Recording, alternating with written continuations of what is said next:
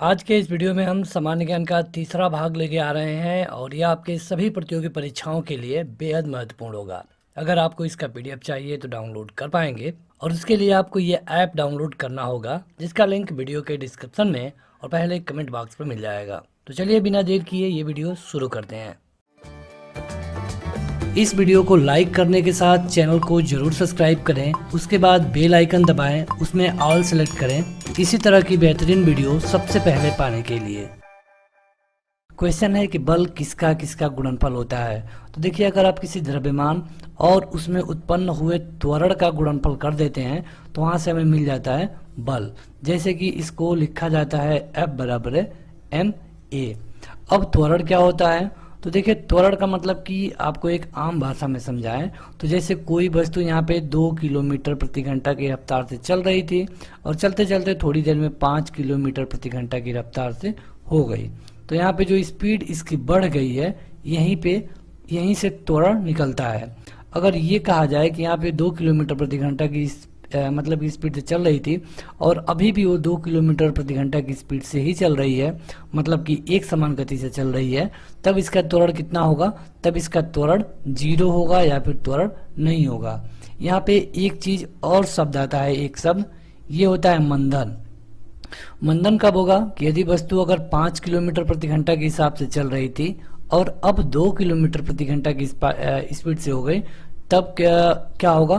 तो यहाँ पे जो त्वरण होगा उसे कहा जाता है मंदन, क्योंकि ये निगेटिव हो रहा है तो जो निगेटिव होता है उसे कहा जाता है मंदन और जो पॉजिटिव होता है उसे कहा जाता है त्वरण। तो बढ़ते हैं अगले क्वेश्चन पे।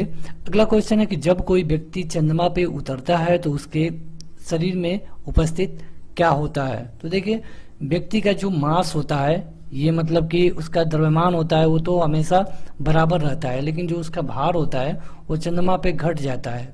क्यों? क्योंकि जो भार होता है व्यक्ति का वह उसके मास और गुरुत्वीय त्वरण के गुणनफल के बराबर होता है। अब यहाँ पे जहाँ पे गुरुत्वीय त्वरण अधिक लगेगा उसका भार अधिक होगा और जहाँ पे गुरुत्वीय त्वरण कम होगा वहाँ पे भार इसका कम होगा। मतलब कि पृथ्वी पर गुरुत्वीय त्वरण का मान अधिक है, इसलिए यहाँ पे भार अधिक होता है। अगला क्वेश्चन है, किसी पिंड के उस गुणधर्म को क्या कहते हैं जिससे वह सीधी रेखा में विराम या फिर एक समान गति की स्थिति में किसी भी परिवर्तन का विरोध करता है। तो देखिए, इसे कहा जाता है जड़त्व। इसे जड़त्व का नियम या फिर न्यूटन का नियम भी कहा जाता है। अगर आपसे न्यूटन का पहला नियम पूछा जाए तो आपको यही बताना होगा। अब इस नियम में है क्या? तो इस नियम में यह है कि कोई भी वस्तु जो कि अपनी स्थिति का परिवर्तन का विरोध करेगी, जैसे कि अगर वो वस्तु चल रही है तो चलते ही रहना चाहेगी, रुकी हुई है तो रुकी रहना चाहेगी। कब तक? जब तक कि इस पे कोई बाहरी बल लगा के इसे जो प्रारंभिक अवस्था है उसे बदला ना जाए। तो इसे कहा जाता है जड़त्व का नियम या फिर न्यूटन के गति का पहला नियम। अगला क्वेश्चन कि पार्शिक किसका इकाई है। तो देखिए, पार्शिक इसका है दूरी का। जैसे कि जो आप प्रकाश वर्ष का नाम सुने होंगे, जो लंबी दूरी तय करनी होती है अंतरिक्ष में उसे हम प्रकाश वर्ष में काउंट करते हैं। तो जो प्रकाश वर्ष होता है ये भी दूरी का मात्रक है, ये भी कई बार पूछा गया है। और अगर प्रकाश वर्ष में 3.26 का मल्टीप्लाई कर दें तो ये हो जाता है 1 पारसेक के बराबर। अगला क्वेश्चन कि न्यूटन के पहले नियम को क्या कहते हैं। तो अभी हमने बताया कि जो न्यूटन के गति का पहला नियम है या फिर पहला नियम है उसे कहा जाता है जड़त्व का नियम। अगला क्वेश्चन कि एंगस्ट्राम क्या मापता है। जो एंगस्ट्राम होता है वो क्या मापता है? तो एंगस्ट्राम मापने में काम आता है तरंग दैर्ध्य के। अगला कि किसने न्यूटन से पहले ही बता दिया था कि सभी वस्तुएं पृथ्वी की ओर गुरुत्वाकर्षण होती हैं। तो देखिए, न्यूटन ने बेसिक रूप से यहाँ पे हम आज मतलब गुरुत्वाकर्षण के बारे में पढ़ते हैं तो वहाँ पे न्यूटन का ही नाम आता है, महान वैज्ञानिक सर आइजक न्यूटन। लेकिन इससे पहले ब्रह्मगुप्त ने बताया था। लेकिन यहाँ पे आपको एक चीज और जाननी होगी, ये उस समय की डाटा था तो इसे नहीं माना गया। बाद में जब न्यूटन ने बताया तो उसे सभी लोगों ने माना। अगला क्वेश्चन कि यदि पेंडुलम में दोलन करने वाली घड़ी को पृथ्वी से चंद्रमा पर ले जाए तो घड़ी में क्या प्रभाव पड़ेगा। तो देखिए, जो पेंडुलम है इस पे वही गुरुत्वाकर्षण का प्रभाव होगा और जब वो चंद्रमा पे जाएगा तो सुस्त हो जाएगा। अगला क्वेश्चन कि प्रकाश वोल्टेज सेल के प्रयोग से सौर ऊर्जा का रूपांतरण करने में किसका उत्पादन होता है। तो जो प्रकाश वोल्टेज सेल होता है प्रकाशीय ऊर्जा का उत्पादन देता है। अगला क्वेश्चन कि जब हम गद्दे वाली सीट पर बैठते हैं या फिर गद्दे पर लेटते हैं तो उसका आकार परिवर्तित हो जाता है, क्यों?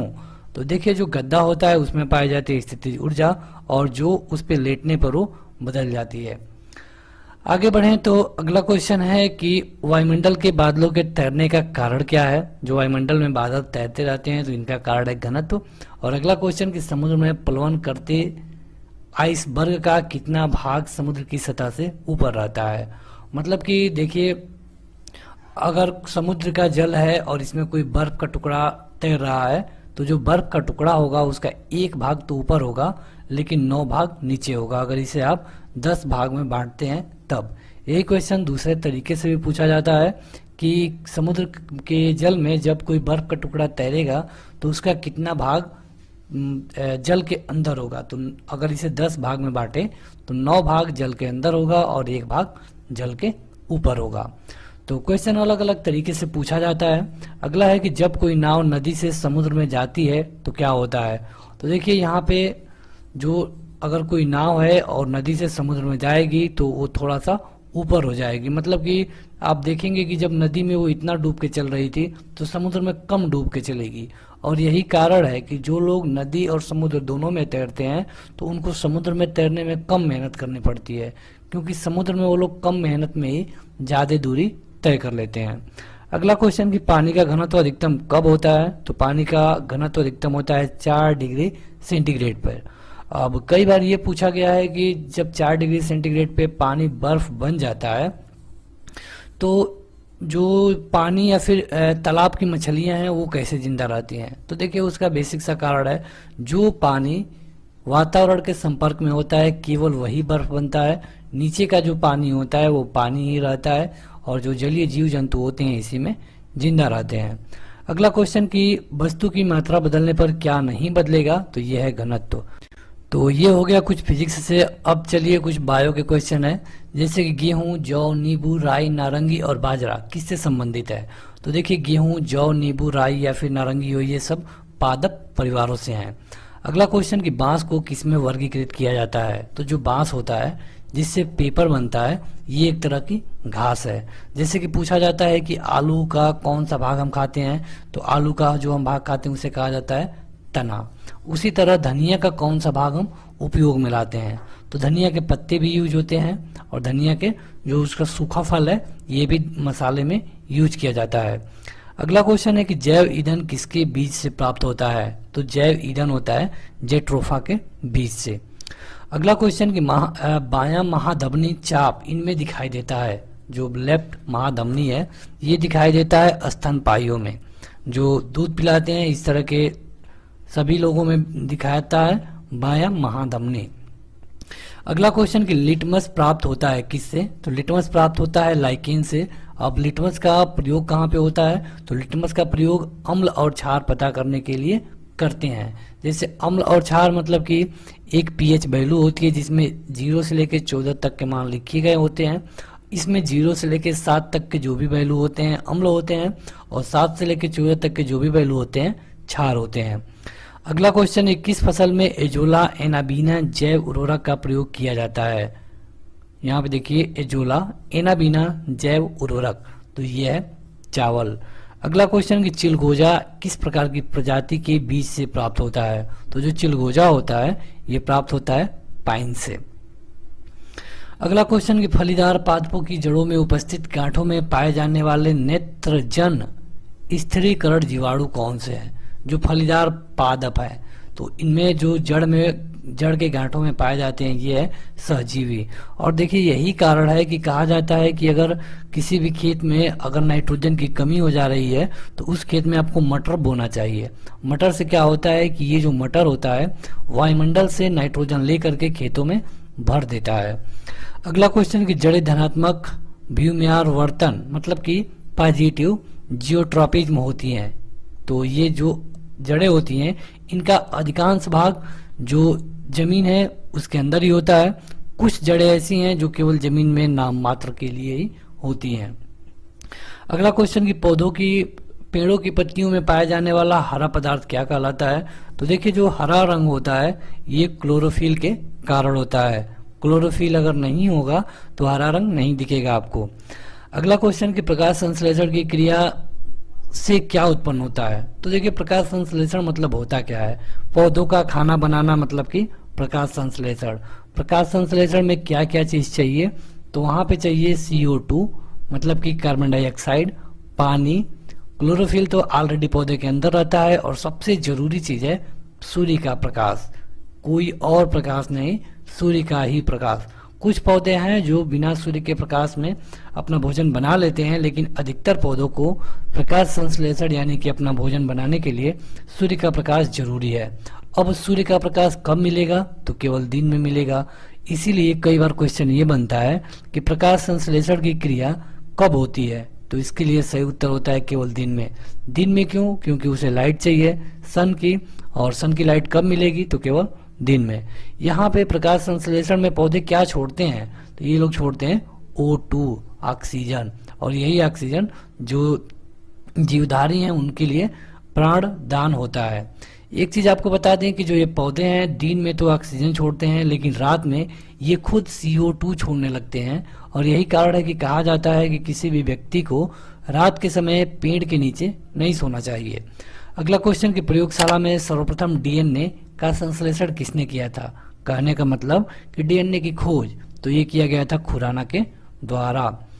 अगला क्वेश्चन कि जीन शब्द का सर्वप्रथम प्रयोग किसने किया, तो जीन शब्द का सर्वप्रथम प्रयोग किया गया था जोहानसन के द्वारा।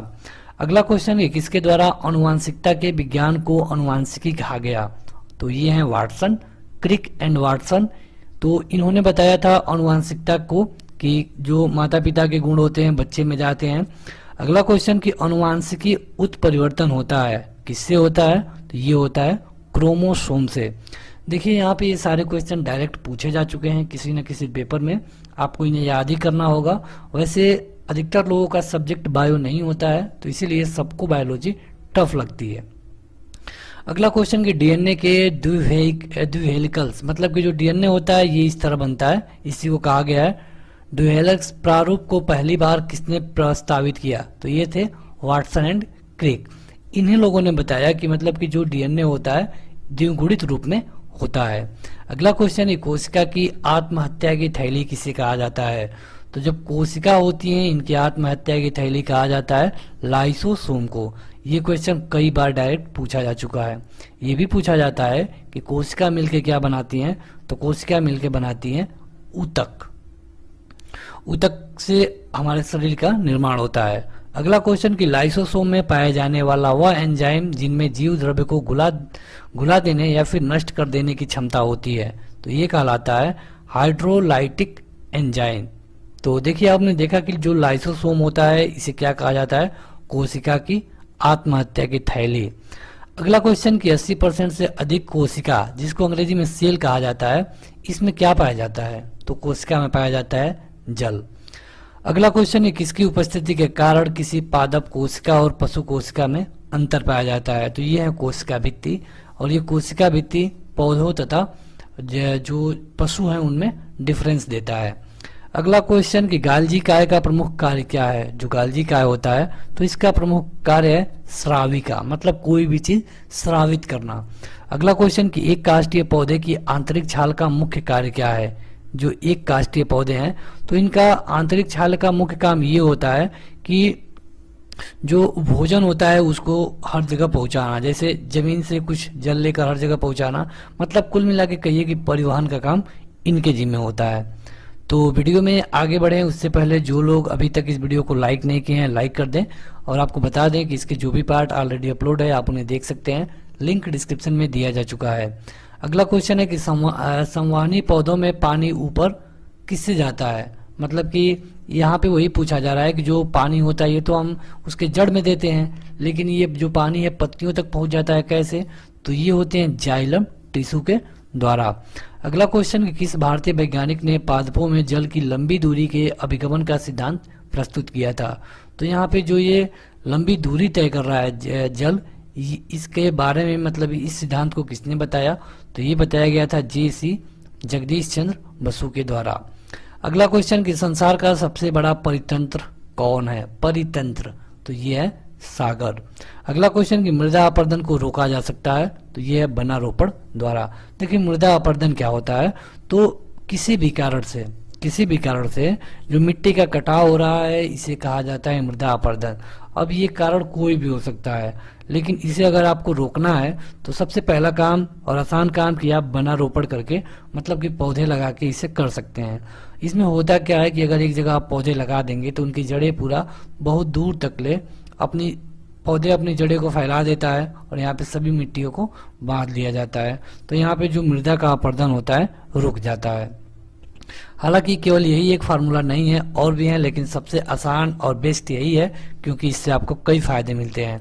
अगला क्वेश्चन कि हाइड्रोफाइट को क्या कहते हैं, तो देखिए जो हाइड्रोफाइट की बात हम कर रहे हैं यह एक जलीय पौधा है। कैसा पौधा है, तो जलीय मतलब कि जल में रहने वाला।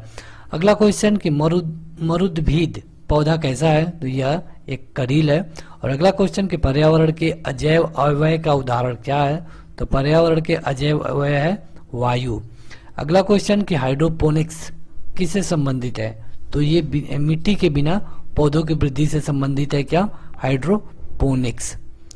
तो आगे बढ़े तो अगला क्वेश्चन है कि सौर ऊर्जा का सबसे बड़ा यौगिकीकरण कौन सा है, तो सौर ऊर्जा का सबसे बड़ा यौगिकीकरण है हरे पौधे, क्योंकि हरे पौधे सौर ऊर्जा लेकर के खाना बनाते हैं और ऑक्सीजन देते हैं।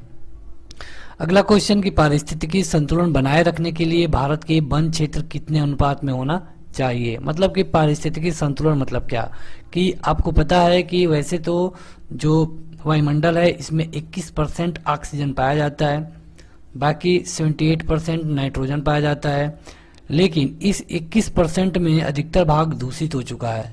हमें इस 21% से काम नहीं चलने वाला है, और कारण क्योंकि आप देख सकते हैं कि पौधों की संख्या नहीं बढ़ रही है लेकिन जनसंख्या प्रतिदिन बढ़ रही है। तो यहाँ पे अगर आप चाहते हैं कि संतुलन बना रहे, मतलब कि सभी व्यक्ति को सही मात्रा में ऑक्सीजन मिलती रहे, उनसे कोई रोग ना हो ऑक्सीजन के लिए, तो इसके लिए जो पृथ्वी का वन क्षेत्र है कम से कम 33% भाग पे होना चाहिए। मतलब कि जितने बड़े दुनिया है उसके 33% भाग पे होना चाहिए, हालांकि इतना अभी भी नहीं है। अगला क्वेश्चन कि भारत में मैंगो की खेती के लिए कौन सा क्षेत्र प्रसिद्ध है, मैंगोज, तो ये है दक्षिणी 24 परगना का सहजना खली जंगल। अब ये कहाँ पे है, तो ये है पश्चिम बंगाल में। अगला क्वेश्चन कि एपीफाइट्स बहुत अधिक विकसित होती हैं ऐसे पौधे में जो अन्य पर निर्भर करता है, तो जो यांत्रिकी मदद हेतु निर्भर करता है वहां पे क्या विकसित होता है, एपीफाइट। अगला क्वेश्चन कि पालय मतलब कि पाइथ्रॉन एक सुविधा है, इसमें क्या किया जाता है, तो इसमें देखिए नियंत्रित दशाओं में पादपों का उगना संभव हो पाता है। जैसे कि आप देखेंगे कि एक पौधे को खाना बनाने के लिए सूर्य के प्रकाश की जरूरत है, लेकिन यहाँ पे कुछ ऐसे पौधे उत्पन्न किए गए हैं इस समय जिनको बिना सूर्य के प्रकाश के ही वो सही रहते हैं। जैसे कि आप देखते होंगे कोई ऑफिस में या फिर कहीं जो जीना उना पे आपने देखा होगा, जो सीढ़ी होती है उस पे पौधे रखे होते हैं कमरे में, तो उनको कभी लाइट नहीं मिलता है, कभी डायरेक्ट सूर्य का प्रकाश नहीं मिलता है, लेकिन उनको मतलब कि वैज्ञानिक द्वारा ही उत्पन्न किया गया है। अगला क्वेश्चन ये कौन सा कृषि कार्य पर्यावरण की दृष्टि से उपयोगी है, तो ये है कार्बनिक कृषि। अगला क्वेश्चन के अधिकांश मरुस्थलीय पादप रात्रि के समय पुष्पित होते हैं क्यों, तो इसका कारण यह है कि जो मरुस्थलीय कीट हैं रात्रि के समय सक्रिय रहते हैं, और यही कारण है कि अक्सर जो मरुस्थलीय पौधे हैं रात्रि के समय ही फूल देते हैं। अगला क्वेश्चन कि रेगिस्तान में पैदा होने वाले पौधे को क्या कहते हैं, तो रेगिस्तान में जो पौधा पैदा होता है इसे कहा जाता है जीरोफाइट्स। अगला क्वेश्चन कि पारिस्थितिकी नीके की संकल्पना को प्रतिपादित किया था किसने, जो पारिस्थितिकी नीके है इसकी संकल्पना को किसने दिया था, तो ये दिया गया था ग्रिनेल्स के द्वारा। अगला क्वेश्चन कि मनुष्य किसके द्वारा जीवमंडल में पारिस्थितिकी संतुलन बनाए रख सकता है, तो इसका सीधा सीधा यही है कि आपको संबंधित पौधे लगाने पड़ेंगे, नई किस्म के पालतू पशु रखना होगा, तभी यहाँ पे संतुलन बना रहेगा। देखिए संतुलन बना रहने के लिए जो वायुमंडल है या फिर जीवमंडल है यहाँ पे, वहाँ पे हर चीज का होना जरूरी है। कोई भी चीज अगर खत्म हो जाएगा तो यहाँ पे जो पारिस्थितिकी है इसका संतुलन बिगड़ता है। अगला क्वेश्चन कि सामाजिक वानिकी क्या है, तो सहकारी स्वामित्व वाली भूमि पर उपयोगी पौधे जो उगाए जाते हैं तथा उनकी व्यवस्था की जाती है उन्हें कहा जाता है सामाजिक वानिक। मतलब कि सामाजिक वानिक कहा जाता है उन्हें, जो कि सरकारी भूमि पे पौधे उगाए जाते हैं, जैसा कि आप रोड के आसपास में देखते होंगे। अगला क्वेश्चन है कि राष्ट्रीय वानस्पतिक उद्यान कहाँ पे स्थित है। तो ये तो एक स्टैटिक जीके भी है, ये है लखनऊ में। अगला क्वेश्चन है कि भारत में वन अनुसंधान संस्थान कहाँ पे है। तो ये है देहरादून। देहरादून मतलब कि यूके, मतलब कि उत्तराखंड में। अगला क्वेश्चन कि पृथ्वी का विशालतम पारिस्थितिकी तंत्र क्या है। तो यह है जलमंडल, क्योंकि आपको पता है कि पृथ्वी 3/4 भाग किससे डूबी हुई है, तो जल से। अगला क्वेश्चन कि एक कृत्रिम पारिस्थितिकी तंत्र निरूपित किया जाता है जल जीवशाला के द्वारा। अगला क्वेश्चन कि रेड डाटा बुक उन जातियों के बारे में जानकारी देता है जो संकट से पन्न है। मतलब कि एक बुक है रेड डाटा बुक। अब इस बुक का काम क्या है कि जो भी जातियां या भी प्रजातियां विलुप्त होने के कगार पे हैं उनके बारे में ये बुक बताती है। अगला क्वेश्चन कि सबसे अस्थायी पारिस्थितिकी तंत्र क्या है। तो ये है समुद्र। अगला क्वेश्चन कि इको मार्क उन भारतीय उत्पादों को दिया जाता है जिससे कि पर्यावरण में मैत्रीपूर्ण संबंध बना रहे। मतलब कि जो इको फ्रेंडली आप सुने होंगे, इको फ्रेंडली, वही है इको मार्क। अगला क्वेश्चन कि ओजोन इतनी सांद्रता या फिर संकेंद्रण पे गंभीर फुस्फुरिस रोग उत्पन्न करके मानव के स्वास्थ्य को प्रभावित करता है। तो देखिए ओजोन मतलब कि O3, ये O3 एक ओजोन लेयर पाई जाती है पृथ्वी के चारों तरफ। अगर ये सूर्य के प्रकाश में जो पराबैंगनी किरणें होती है उनको धरती पे आने से रोकती है। कहीं कहीं प्रदूषण के कारण ये जो लेयर है खराब हो रही है और वहीं से हमें जो ओजोन की परत है नष्ट होने के कारण सूर्य का जो खतरनाक प्रकाश है धरती पर पहुंच रहा है। अगर ये प्रकाश 9 ppm से अधिक वाला होगा तो ये मनुष्य के लिए हानिकारक होगा। अगला क्वेश्चन कि विश्व का सबसे अधिक तेजी से बढ़ने वाला जल पादप कौन सा है। तो ये है जल हायासिंथ। और अगला कि जब हम बकरी का मांस खाते हैं तब क्या होता है। तो हम द्वितीय उपभोक्ता हैं। कैसे? क्योंकि देखिए बकरी क्या खाती है, तो बकरी खाती है घास, और बकरी को कौन खाता है, तो मनुष्य। तो मनुष्य क्या हो गया, द्वितीय उपभोक्ता। चारण आहार श्रृंखला के आधार पे तल में जीव कौन सा होता है, मतलब कि सबसे नीचे कौन सा होता है। तो देखिए ये होता है उत्पादक, जैसे कि घास। तो आप घास देख सकते हैं, इसे कौन खाता है, तो इसे बकरी खाती है। बकरी को कौन खाता है, तो इसे मनुष्य या फिर कोई जीव खाता है। तो इस तरह जो भी तल बनता है इसमें सबसे नीचे क्या है, घास है। अगला क्वेश्चन के पर्यावरण आयोजन के साथ मूलतः कौन संबंधित है, पर्यावरणीय आयोजन। तो यह है नेरी। अगला क्वेश्चन कि मैंगो वनों पर वैश्विक तापमान का क्या प्रभाव पड़ता है। तो जो मैंगो के वन होते हैं ये अगर इन पे वैश्विक तापमान अधिक पड़ता है तो ये जलमग्न हो जाएंगे। अगला क्वेश्चन कि दो भिन्न समुदायों के बीच का संक्रांति क्षेत्र क्या कहलाता है। अब दो भिन्न समुदाय मतलब कि पौधों के बीच की बात हो रही है, तो ये कहलाता है इकोटोन। अगला क्वेश्चन कि एक मनुष्य के जीवन को पूर्ण रूप से धारणीय करने के लिए आवश्यक न्यूनतम भूमि को क्या कहेंगे। तो अगर एक मनुष्य के पूर्ण रूप से जीवन को, पूरे जीवन को, तो ये कहा जाएगा पारिस्थितिकीय पदछाप। अब अगला क्वेश्चन में आपको बताना है कि डीएनए का आविष्कार किसने किया, या फिर डीएनए में जो डबल हेलिक्स होता है, मतलब कि डीएनए इस तरह होता है, ये कौन बताया कि इस तरह होता है। तो ये बताया गया था वाटसन और क्रिक के द्वारा। अगला क्वेश्चन कि माता पिता के गुण उनकी संतानों में किसके द्वारा चले जाते हैं। तो ये है गुणसूत्र। आपने पढ़ा होगा क्रोमोसोम या फिर गुणसूत्र के बारे में। तो इसी से जो माता पिता होते हैं उनके गुण उनके बेटे में या फिर बेटी में जाता है। अगला क्वेश्चन कि पहला क्लोन पशु डाली कौन सा पशु था, क्लोन पशु। तो ये था भेड़। बढ़ते हैं आगे। अगला क्वेश्चन है कि पुरुष में पुरुषत्व के लिए कौन सा गुणसूत्री संयोजन उत्तरदायी होता है। तो देखिए पुरुष में होता है XY। तो या तो आप 46 कहिए या फिर 23 जोड़े कहिए। मतलब यहाँ पे आपको याद रखना है कि पुरुष में क्या होता है XY और महिला में क्या होता है YY। केवल YY होता है, लेकिन पुरुष में XY दोनों होते हैं। अब यहाँ पे इनकी संख्या होती है 46 कहिए या फिर 23 जोड़े कह सकते हैं आप। अब मनुष्य में नर का गुणसूत्र मिश्रण है तो वही चीज लिखा गया है XY। और बच्चों का लिंग कैसा हो इसके लिए कौन उत्तरदायी होता है, मतलब बच्चों के लिंग निर्धारण के लिए तो ये होता है पिता का, मतलब पिता के ही क्रोमोसोम से जो बच्चा है उसका जो जेंडर है वो डिसाइड होता है। अगला क्वेश्चन, मनुष्य में कौन से क्रोमोसोम के मिलने पर बालक का जन्म होता है। तो अगर आप देखेंगे कि पुरुष का Y और स्त्री का X मिलता है तो क्या बनेगा XY, और XY से क्या बनता है तो पुरुष, मतलब कि बालक।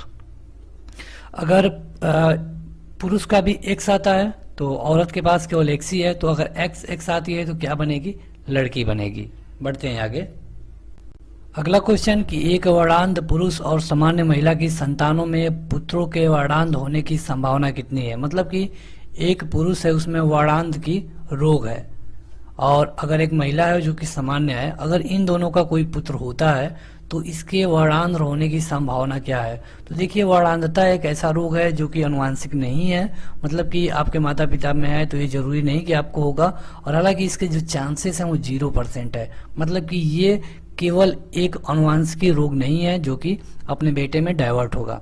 अगला क्वेश्चन कि शिशु का पितृत्व स्थापित करने के लिए किस तकनीकी का प्रयोग किया जाता है, मतलब कि ये कैसे पता लगाया जाता है कि जो बेटा है मतलब इसी व्यक्ति का बेटा है, तो इसके लिए होता है DNA टेस्ट, और आपने इसके बारे में बहुत बार सुना होगा, ये होता है DNA फिंगर प्रिंटिंग टेस्ट। अगला क्वेश्चन कि जीन शब्द किसने बनाया था, तो जीन शब्द दिया गया था जी मेडल के, ग्रेगर जॉन मेडल के द्वारा। वर्णांधता वाले व्यक्ति को क्या होता है, तो देखिए जो वर्णांधता वाले व्यक्ति होते हैं उनको जो लाल रंग होता है वो कैसा दिखाई देगा, हरा, और इसे जो रेलवे की वैकेंसी आती है उसमें इस तरह के कैंडिडेटों को नहीं लिया जाता है। तो वीडियो में आगे बढ़ें उससे पहले जो लोग अभी तक इस वीडियो को लाइक नहीं किए हैं जरूर लाइक कर दें, और आपको बता दें कि इस तरह की जो भी वीडियो ऑलरेडी अपलोड है आप उन्हें देख सकते हैं, लिंक डिस्क्रिप्शन में दिया जा चुका है। अगला क्वेश्चन है कि संसार में कौन से जीव की संख्या सबसे अधिक है, तो ये है मछली, क्योंकि मछली में हजारों प्रजातियां हैं। और अगला क्वेश्चन कि सबसे विषैली मछली का नाम क्या है, तो ये है पाषाण मछली। मच्छरों पर नियंत्रण हेतु प्रयोग में आने वाले कीटभक्षी मछली का नाम क्या है, तो ये है गेम्बूसिया, और जल के बाहर निकाले जाने पर मछलियां मर जाती हैं, क्यों, तो ये सांस नहीं ले पाती हैं इसलिए मर जाती हैं। मछलियां सांस कैसे लेती हैं ये भी कई बार पूछा गया है, तो ये सांस लेती है अपने गलफड़े से। तो बढ़ते हैं आगे। अगला क्वेश्चन कि शार्क मछली में कितनी हड्डियां होती हैं, जो शार्क होती है तो इसमें कोई हड्डी नहीं होती है। अगला क्वेश्चन कि एम्फीबिया बनाता है, जो एम्फीबिया होता है ये क्या बनाता है, तो जो जल एवं स्थल मतलब कि जल और जमीन दोनों पर रह सकने वाले जीवों में एम्फीबिया पाया जाता है। अगला क्वेश्चन कि घोंसला बनाने वाले सांप का नाम बताइए, तो घोंसला बनाने वाला एकमात्र सांप है और यह है किंग कोबरा, ये घोंसला बनाता है। अगला क्वेश्चन कि कुछ रेगिस्तानी छिपकलियां अपने मल को शुष्क आकार में निष्कासित करती हैं, इससे किस प्रकार की मदद मिलती है, तो इससे ये मदद मिलती है कि ये उनको पर्यावरण के अनुकूल रखने में मदद करता है। अगला क्वेश्चन कि डायनासोर कैसे थे, कौन से श्रेणी के थे, तो ये थे मेसोजोइक सरीसृप श्रेणी के थे डायनासोर, जिनका मतलब कि पाया जाता है कि धरती पुराने समय पे धरती पे वो उपलब्ध थे लेकिन इस समय नहीं है। अगला क्वेश्चन कि किसकी उपस्थिति के कारण गिरगिट रंग बदलता है, आपने सुना होगा कि गिरगिट बहुत तेजी से रंग बदलता है, तो इसका कारण है वर्ण किल वक। अगला क्वेश्चन कि पृथ्वी पर विशालतम जीवित पक्षी कौन है, मतलब कि सबसे बड़ा पक्षी, तो ये है शुतुरमुर्ग, और अगला शुतुरमुर्ग देखिए अंडा देता है। अगला क्वेश्चन कि डुगोन्स नामक समुद्री जीव जो कि विलोपन के कगार पे है क्या है, डुगोन्स, तो ये है एक तरह का स्तनधारी। देखिए जो अपने बच्चों को दूध पिलाते हैं उन्हें कहा जाता है स्तनधारी।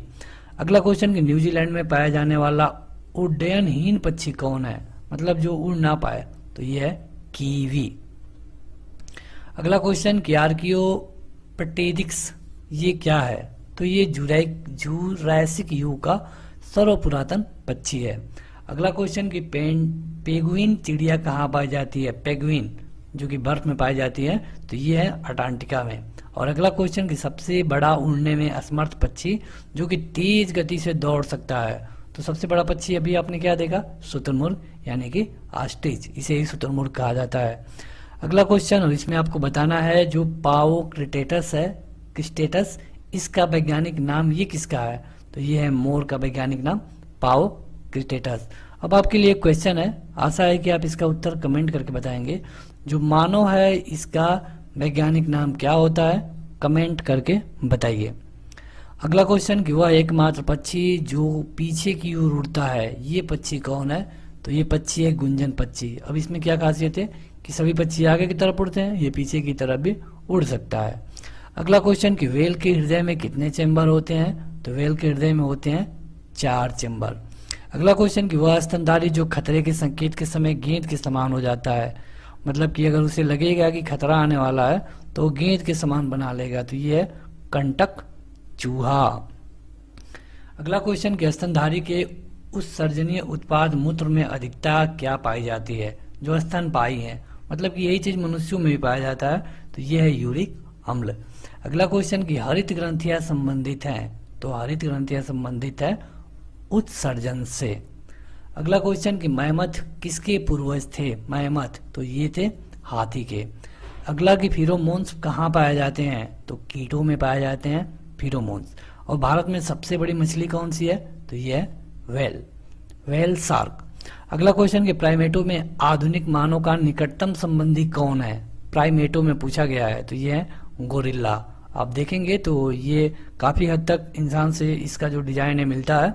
अगला क्वेश्चन है कि पांडा भी उसी कुल का है जिस कुल का क्या है, तो भालू, मतलब कि पांडा और भालू को अगर आप देखते हैं तो दोनों एक ही जैसे दिखते हैं। अगला क्वेश्चन कि अधिकांश कीट मतलब कि इंसेक्ट श्वसन कैसे लेते हैं, तो ये लेते हैं वातक तंत्र से।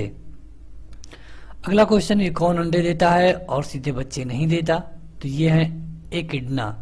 अब ये आपको हमने बताया कि जो शुतुरमुर्ग है वो अंडे देता है। अगला क्वेश्चन कि किस सर्प का भोज्य पदार्थ मुख्य रूप से अन्य सर्प होते हैं, मतलब ये अगर कुछ खाता है तो दूसरे सर्प को भी खा सकता है, तो ये होता है नागराज। और अगला कि तालाबों और कुओं में किसको छोड़ने से मच्छरों को नियंत्रित करने में मदद मिलती है, तो ये क्वेश्चन अभी आया था, अभी आपने देखा था गैबुसिया। अब आपके लिए क्वेश्चन है फिजिक्स से, आप हमें कमेंट करके बताइए कि मच्छर पानी पे तैरते हैं क्यों, किसके कारण, ये आपका दूसरा प्रश्न है। अगला क्वेश्चन कि अब इसको हम बता दें कि अंग्रेजी में अगर बात करें तो ये एस से शुरू है, इसका उत्तर। अगला क्वेश्चन कि मधुमक्खी में जो पुम धूप कितने होते हैं, तो ये मतलब क्या होते हैं, तो ये होते हैं नर छनम, मतलब जो नर होते हैं मधुमक्खियों में उन्हीं के पास होते हैं पुम धूप। अगला क्वेश्चन कि कौन सा भाग हाथी के दजगंत के रूप में बदलता है, तो जो दूसरा कृतंक होते हैं ये बाद में हाथी के गजदंत के रूप में बदल जाते हैं। अगला क्वेश्चन कि डार्विन फिंचिज का प्रयोग कौन से समूह के लिए किया जाता है, तो डार्विन फिंचिज का प्रयोग किया जाता है पक्षियों के लिए। अगला क्वेश्चन कि विलोपन के कगार पे सर्वाधिक संकटापन्न एशिया का शीर्ष परभक्षी कौन है, तो ये है ढोल।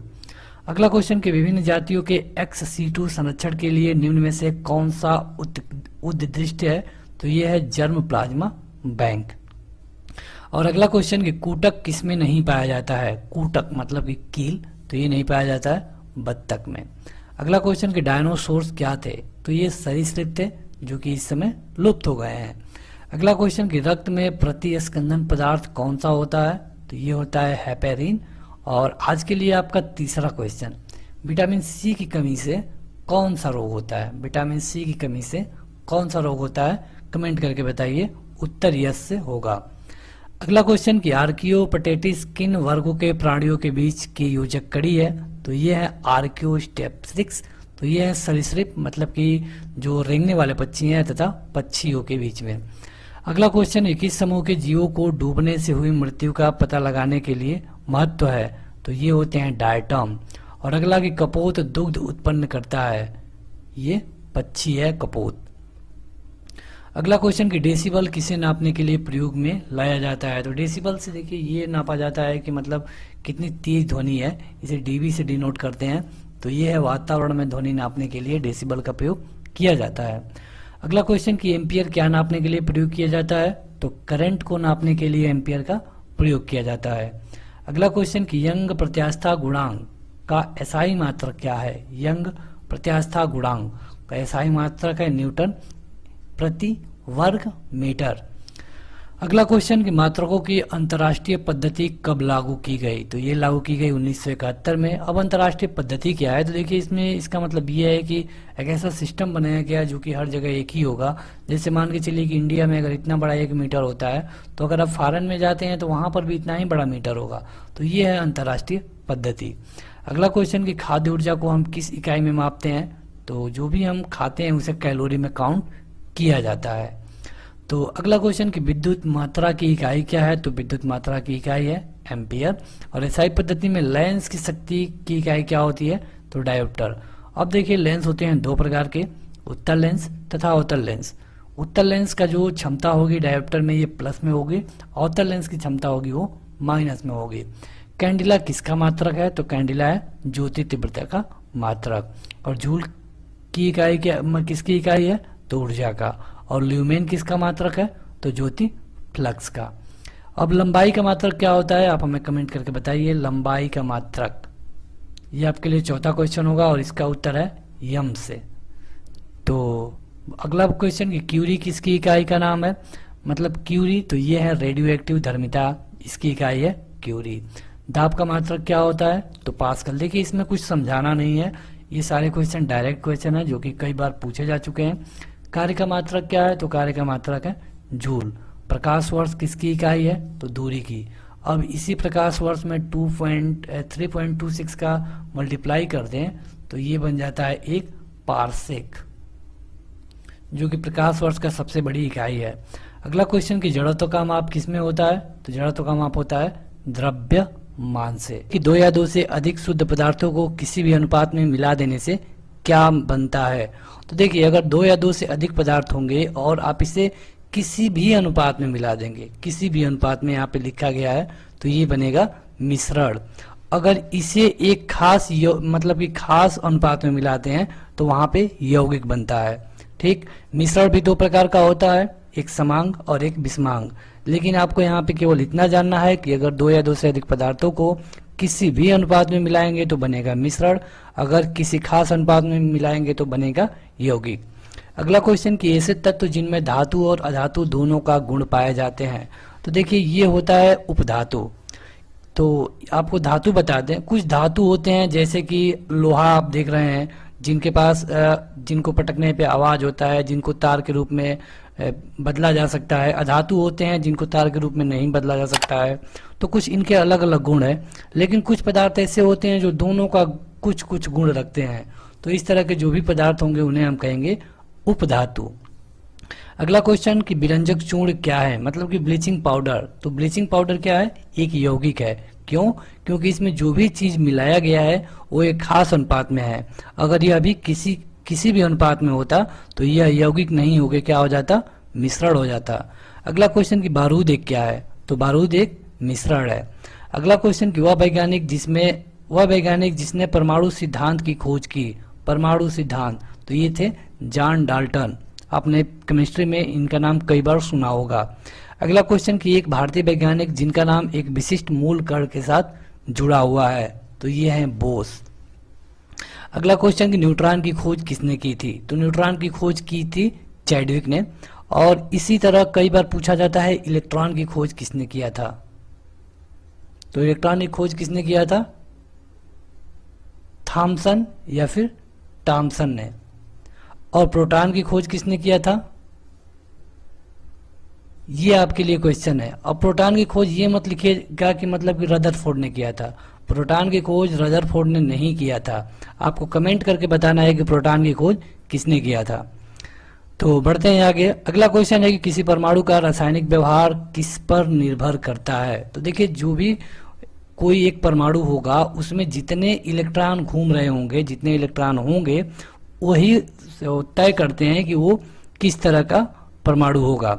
अगला क्वेश्चन है किसी परमाणु में परिक्रमण कर रहे किसी इलेक्ट्रॉन की कुल ऊर्जा कितनी होती है? तो जो उसमें परिक्रमण कर रहे होंगे उनकी ऊर्जा हमेशा क्या होती है? धनात्मक होती है। परमाणु भार का अंतर्राष्ट्रीय मानक क्या है? अंतर्राष्ट्रीय मानक की मतलब कि जिसको पूरी दुनिया एक स्टैंडर्ड के रूप में लेती है, तो यह है कार्बन 12। अगला क्वेश्चन कि स्वर्ण पत्र मतलब कि गोल्ड फाइल, और यहीं से आप देखेंगे कि यही वो गोल्ड फाइल है जिससे कि प्रोटॉन की खोज हुई थी। तो यहाँ पे ये पूछा गया है कि जब ये इस पे गोल्ड फॉइल पे किसकी प्रकीर्णन की गई थी और यहाँ पे खोज की गई थी प्रोटॉन की।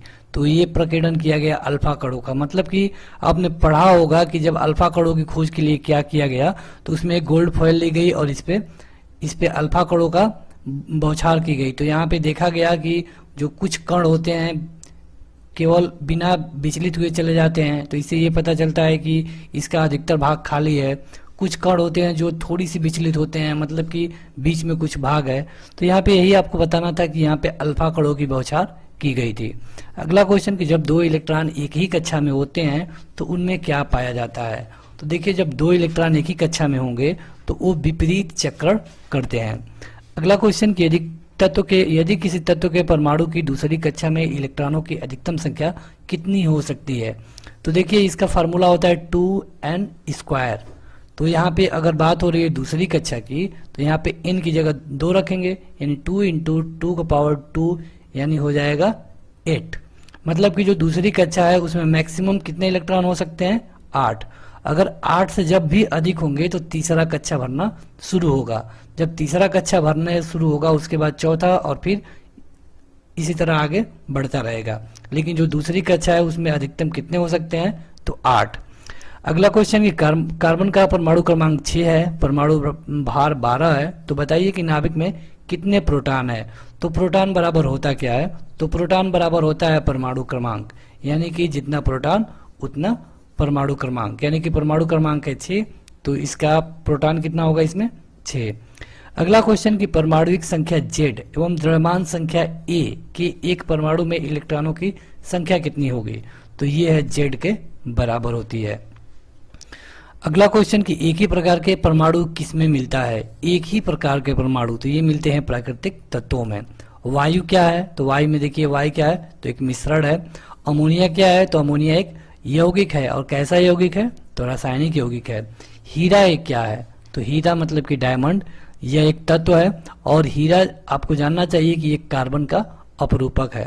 हीरा होता है, और इसी तरह एक होता है ग्रेफाइट। अगला क्वेश्चन कि जल एक यौगिक है, क्यों।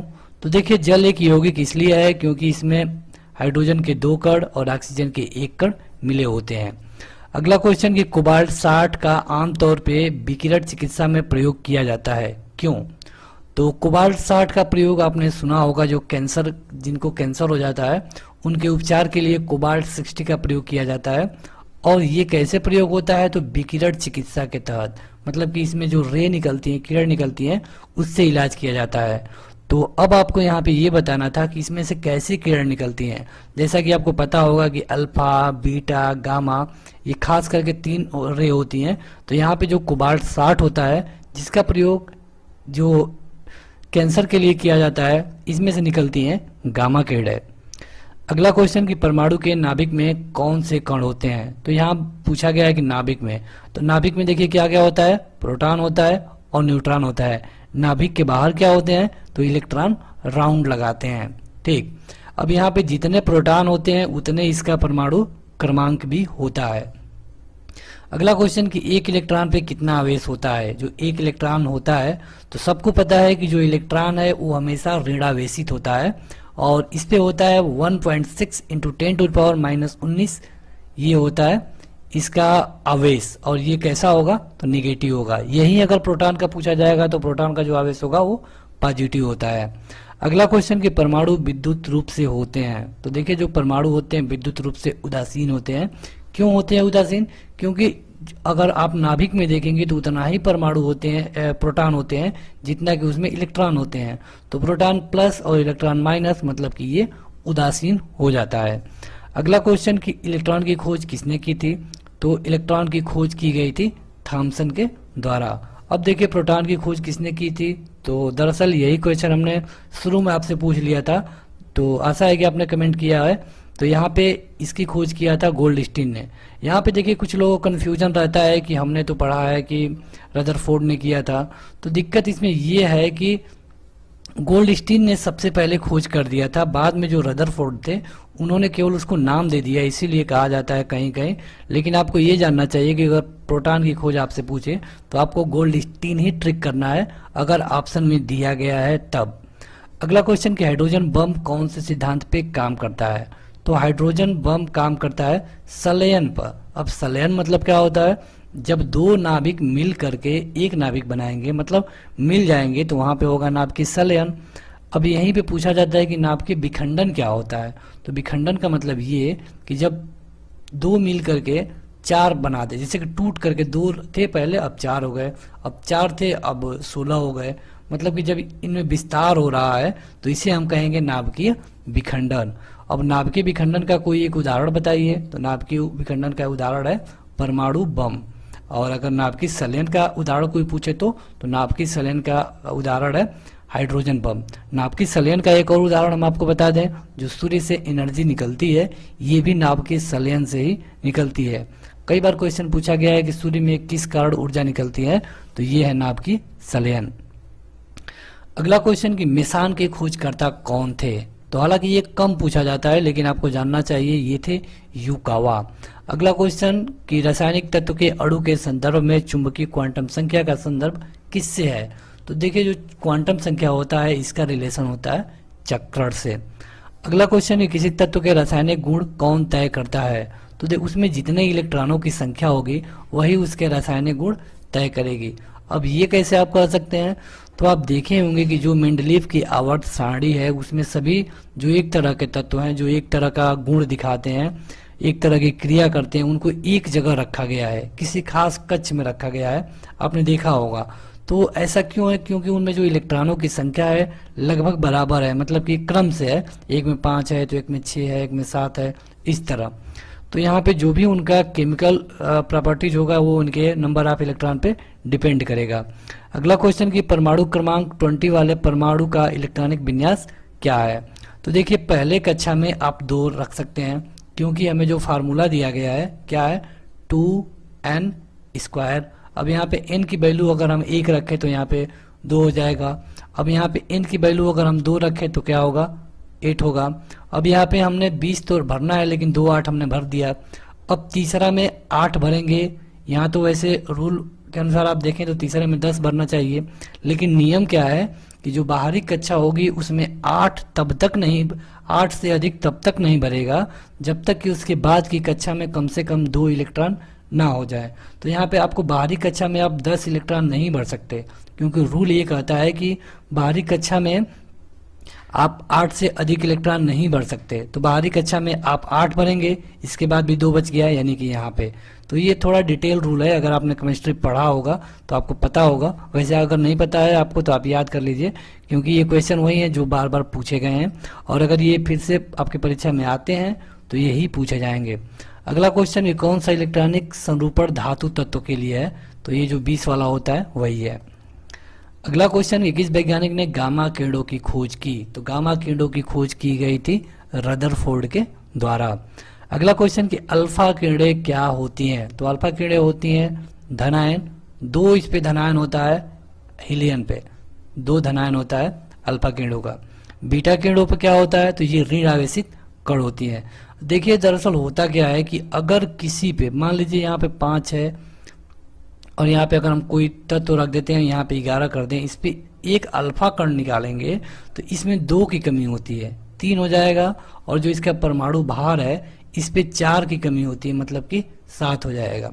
अगर यहीं पे इसमें से बीटा कण निकालें तो यहाँ पे जो नीचे वाला मतलब परमाणु क्रमांक है इसमें 1 की वृद्धि हो जाएगी, और जो परमाणु भार है उस पर कोई असर नहीं पड़ेगा।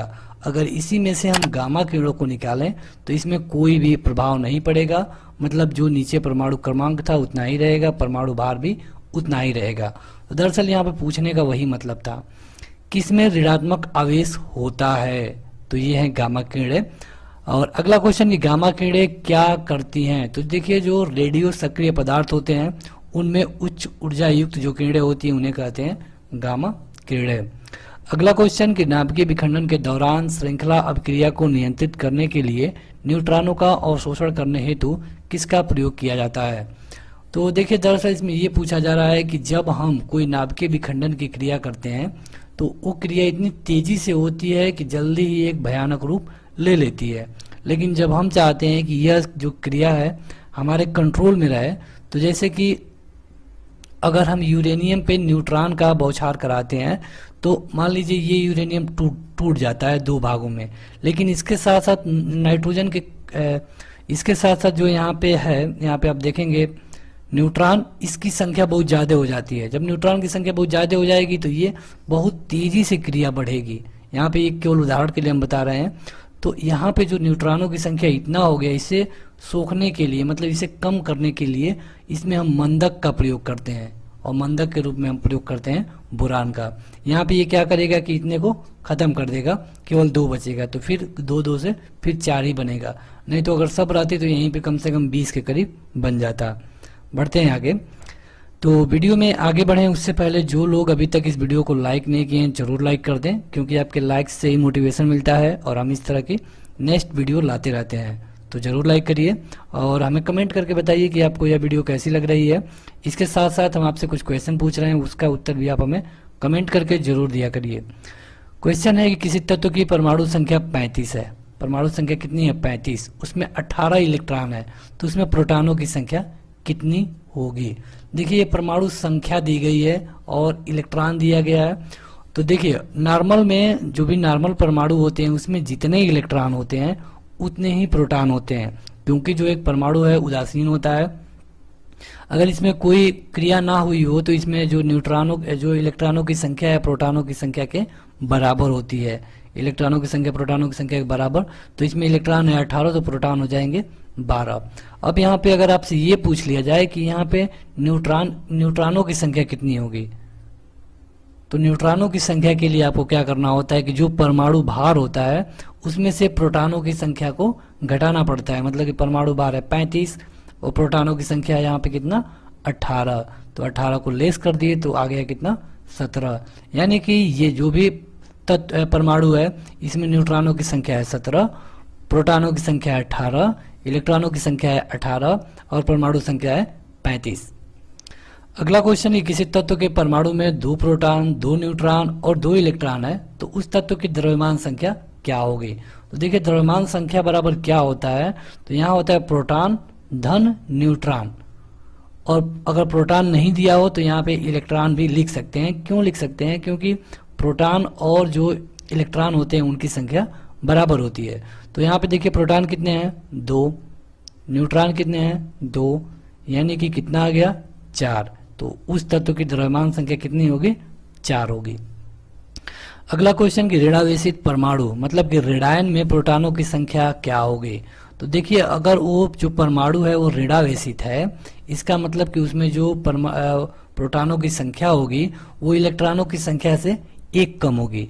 मतलब जितना ऋणायन रहेगा उतना कम होगी। अगर 2 ऋणायन है तो 2 कम होगा प्रोटॉन, और अगर 1 ऋणायन है तो 1 प्रोटॉन कम होगा। अगला क्वेश्चन कि नाभिक की खोज के लिए रदरफोर्ड ने जब एक धातु के पतले पत्र पर अल्फा किरणों की बौछार की तो क्या देखा? उन्होंने देखा कि अधिकतम अल्फा कण धातु की पन्नी को बिना विक्षेपण किए मतलब कि बिना डिस्टर्ब हुए चले जाते हैं। तो इससे उन्होंने क्या निष्कर्ष निकाला? इससे उन्होंने ये निष्कर्ष निकाला कि जो परमाणु है इसका अधिकतर भाग खाली होता है, इसीलिए इसमें से अधिकतर किरणें बिना डिस्टर्ब हुए चली जाती हैं। क्योंकि यहाँ पे आप देखेंगे कि इतना बड़ा नाभिक है, परमाणु है इतना बड़ा, तो यहाँ पे अगर कोई अल्फा किरण यहाँ पे आएगी तो बिना डिस्टर्ब हुए चली जाएगी इतना दूर। जब ये अल्फा किरण सीधे नाभिक के पास आएगी तब ये थोड़ी बहुत डिस्टर्ब होगी। तो उन्होंने देखा कि अधिकतर किरणें सीधी निकल गई। इसका मतलब क्या है कि परमाणु का अधिकतम भाग खाली होता है। अगला क्वेश्चन कि न्यूक्लियस की द्रव्यमान संख्या किसके बराबर होती है? तो देखिए जो न्यूक्लियस की द्रव्यमान संख्या पूछा गया है, तो द्रव्यमान संख्या बराबर क्या होता है? अभी हमने आपको बताया कि द्रव्यमान संख्या बराबर क्या होगा कि उसका जो परमाणु होगा उसमें न्यूट्रॉन को ऐड कर देंगे। अगला क्वेश्चन कि अस्थाई नाभिक में क्या होता है? तो अस्थाई नाभिक है तो इसमें न्यूट्रॉनों और प्रोटॉनों की संख्या भी लगभग समान होती है। अगला क्वेश्चन कि अनिश्चितता का सिद्धांत किसने दिया था? तो आपने अगर इंटर में केमिस्ट्री पढ़ा हो तो उसमें कई बार आया है कि हाइजेन का अनिश्चितता का सिद्धांत, तो अनिश्चितता का सिद्धांत दिया गया था हाइजेनबर्ग के द्वारा। अगला क्वेश्चन कि नाभिक की खोज रदरफोर्ड ने किन कणों की सहायता से की, तो ये किया गया था अल्फा कणों का। और मतलब कि किस तरह पे उन्होंने किस पर यह अल्फा कणों की बौछार की, तो ये था गोल्ड फॉयल, मतलब कि सोने की पन्नी। अगला क्वेश्चन है किसी तत्व के रासायनिक गुण किस पर निर्भर करते हैं, तो हमने कई बार आपको बताया है कि जो रासायनिक गुण होंगे उसके इलेक्ट्रॉन पर निर्भर करेंगे। और इलेक्ट्रॉन किसके बराबर होता है, प्रोटॉन के बराबर होता है। प्रोटॉन किसके बराबर होता है, तो परमाणु क्रमांक के बराबर होता है। परमाणु क्रमांक कौन होता है, तो अगर जो यहाँ पे नीचे रहता है इसके, यहाँ पे अगर इसको इस तरह हम लिख दें तो ये परमाणु क्रमांक होगा। तो यहाँ पे देखिए जो भी रासायनिक गुण होगा परमाणु संख्या पे डिपेंड करेगा। अगला क्वेश्चन कि तत्व की प्रकृति को ज्ञात किया जा सकता है किसके द्वारा, तो देखिए जो तत्व है इसकी प्रकृति को अगर आपको जानना है तो आपको उसे विखंडन करना होगा। जैसे कि हमने देखा था कि 2, 8, 18 इस तरह जो भी डिवाइडेशन होता है इस तरह आप करेंगे तभी आप बता पाएंगे कि इसका जो नेचर है कैसा है। अगला क्वेश्चन ये किसने निर्धारित किया था कि किसी तत्व में परमाणु संख्या सहायता नहीं करती है, तो नाभिक में जो न्यूट्रॉनों की संख्या होती है इनसे परमाणु संख्या का कोई मतलब नहीं होता है, क्योंकि जो न्यूट्रॉनों की संख्या होती है इन्हें अगर आप प्रोटॉन में जोड़ दें तब तो निकलता है जो परमाणु भार, लेकिन परमाणु संख्या का कोई मतलब नहीं होता है न्यूट्रॉनों की संख्या से। अगला क्वेश्चन की रेडियो सक्रियता की खोज कौन से वैज्ञानिक ने किया था, तो ये थे हेनरी बैकुलर या फिर बैक्वेरल, कहीं कहीं मिलता है। अगला क्वेश्चन कि रेडियो धर्मी पदार्थ क्या उत्सर्जित करते हैं, तो जो रेडियो धर्मी पदार्थ होंगे ये उत्सर्जित करते हैं अल्फा कण, बीटा कण और गामा कण। अगला क्वेश्चन कि अल्फा और बीटा किरणों की खोज किसने की थी, तो ये खोज किया गया था रदरफोर्ड के द्वारा। अगला क्वेश्चन कि तत्व 92 यूरेनियम 235 में प्रोटॉनों की कितनी संख्या है, तो देखिए हमने कई बार आपको बता दिया कि जो परमाणु क्रमांक होगा यहाँ पे यही होगा जो वहाँ के प्रोटॉनों की संख्या होगी और यही होगा उसमें इलेक्ट्रॉनों की संख्या के बराबर। अगर यहीं पे आपसे प्रोटॉन की संख्या ना पूछ करके न्यूट्रॉन की संख्या पूछता है तो आपको क्या करना होगा, 235 में से 92 को घटाना पड़ता। तो अगर इस तरह आप घटाते तो यहाँ पे आ जाता है 144, तो ये होता न्यूट्रॉनों की संख्या। लेकिन अगर प्रोटॉन पूछे या फिर इलेक्ट्रॉन पूछे तो यहाँ पे इनका संख्या होगा 92। अगला क्वेश्चन कि सोडियम की परमाणु संख्या 11 है, परमाणु द्रव्यमान 23 है। तो देखिए सोडियम को Na से डिनोट करते हैं, यहाँ पे कह रहा है 11, यहाँ पे कह रहा है 23। तो इसमें इलेक्ट्रॉन, न्यूट्रॉन और प्रोटॉन की संख्या कितनी होगी, तो देखिए यहाँ पे इलेक्ट्रॉन कितना होगा, तो यहाँ पे जो यहाँ पे लिखा गया होता है नीचे, मतलब कि परमाणु संख्या ये बराबर होता है जो उसमें प्रोटॉन होता है, और प्रोटॉन किसके बराबर होता है, तो इलेक्ट्रॉन के बराबर। अब यहाँ पे न्यूट्रॉन कैसे निकलेगा, तो आपको जो परमाणु भार दिया गया है उसमें से प्रोटॉनों की संख्या को घटानी होती है और आपका निकल जाएगा जो न्यूट्रॉन दिया है वो, यानी कि 12। यहाँ पे देख सकते हैं 11, 12 और 11 है।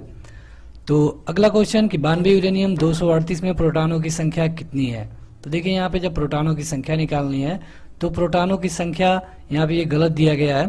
प्रोटॉनों की संख्या अगर पूछेगा तो आपको 92 ही हो जाएगा, क्योंकि यहाँ पे जितना दिया गया वही इसके प्रोटॉनों की संख्या हो जाएगी। यहाँ पे इसको प्रोटॉन ना पूछ के न्यूट्रॉन पूछना चाहिए, जो टाइपिंग मिस्टेक है। तो यहाँ पे अगर न्यूट्रॉन पूछेगा तो क्या करना है आपको, 238 में से लेस कर देंगे 92 को, यानी 641, ये किसका वैल्यू हो जाएगा, न्यूट्रॉन का। तो इस तरह हमने कई बार एक ही चीज़ को बता दिया। अगर आप वीडियो को 2 से 3 बार देख लेंगे तो आपको सारी चीज़ें क्लियर हो जाएंगी। और बढ़ते हैं आगे, उससे पहले आपसे एक रिक्वेस्ट, यहाँ पे वीडियो के बीच बीच में कहीं कहीं कुछ ऐड आ रहे हैं और इसके लिए आपको यहाँ पे स्किप करने का बटन मिलता है। तो अगर आप वीडियो देख रहे हैं तो आप इसे स्किप मत करिए। स्किप नहीं करेंगे तो आपको कम से कम 10 सेकंड का रेस्ट भी मिलेगा, और इसी जो ऐड होता है इसी से चैनल के पास कुछ रेवेन्यू आता है, जिससे कि आपको फ्री में स्टडी मटेरियल हम उपलब्ध करा पाते हैं। अगला क्वेश्चन है किसी तत्व के परमाणु भार से संबंधित सबसे अधिक उपयुक्त कथन कौन सा है, परमाणु भार से रिलेटेड है। तो परमाणु भार बराबर क्या होता है, देखिए परमाणु भार बराबर हमने कई बार बताया कि जो न्यूट्रॉन है वो प्रोटॉन को जोड़ देंगे तो ये हो जाएगा परमाणु भार के बराबर। तो इसी को लिखा गया है कि द्रव्यमान संख्या के विपरीत एक तत्व का परमाणु भार भिन्न हो सकता है। देखिए भिन्न होने का क्या मतलब है, जब यहाँ पे इसमें कम इलेक्ट्रॉन रहेंगे ये अगर कोई आवेशित रहेगा तो वहाँ पे प्रोटॉनों की संख्या पर भी डिफेक्ट पड़ता है और वहाँ पे इसका द्रव्यमान संख्या वो भी डिफेक्ट हो सकता है। अगला क्वेश्चन कि परमाणु की प्रभावी त्रिज्या कितनी होती है, तो 10⁻⁻10 मीटर।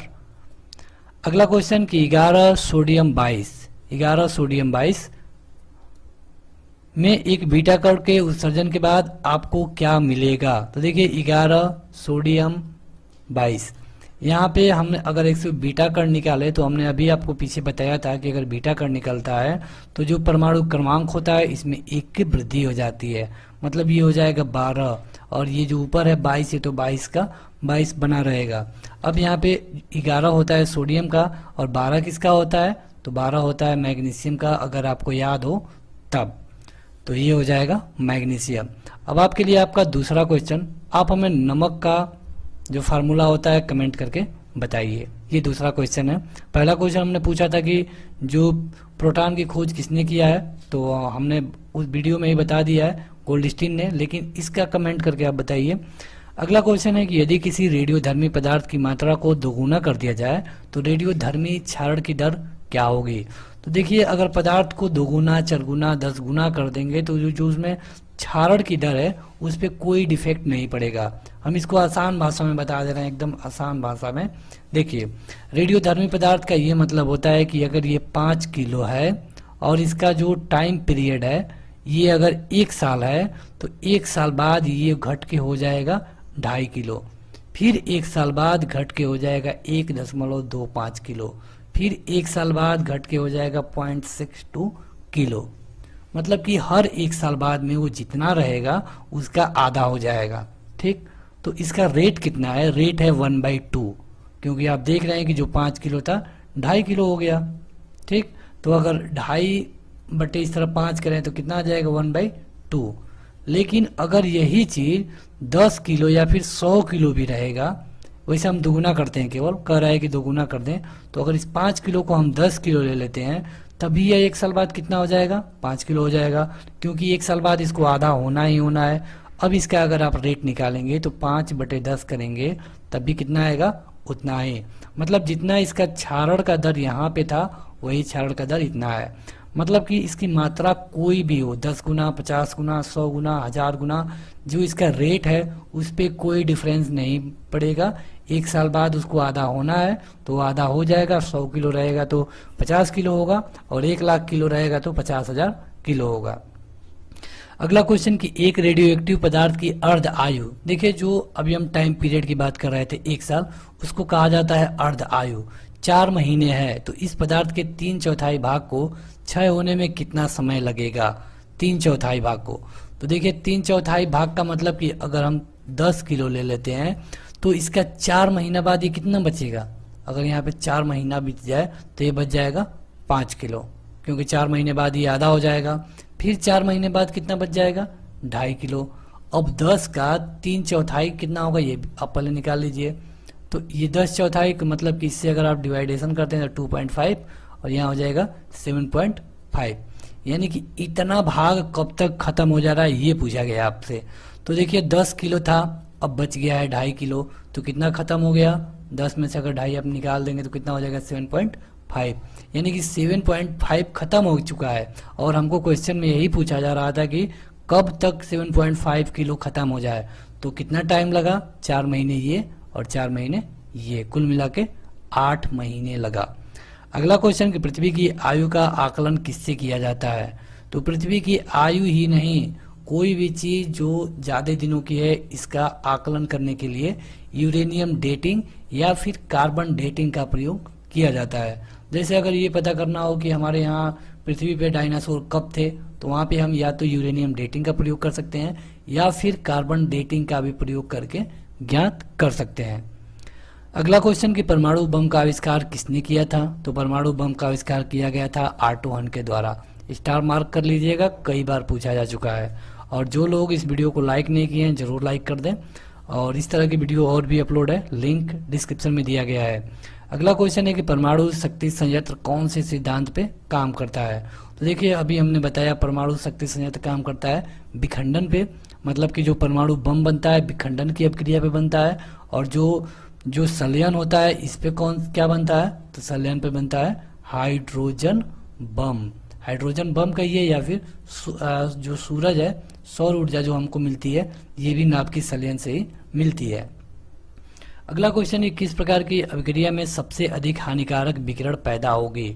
तो विकिरण की अगर बात की जाएगी तो सबसे ज़्यादा हानिकारक विकिरण पैदा होती है जो परमाणु बम होता है उससे, क्योंकि आपने देखा कि जो 6 और 9 अगस्त 1945 को जापान पे अमेरिका द्वारा बम गिराए गए थे दूसरा विश्व युद्ध के समय पे, तो यहाँ पे जो कई सालों तक जो बच्चे पैदा होते थे वो भी विकलांग पैदा होते थे।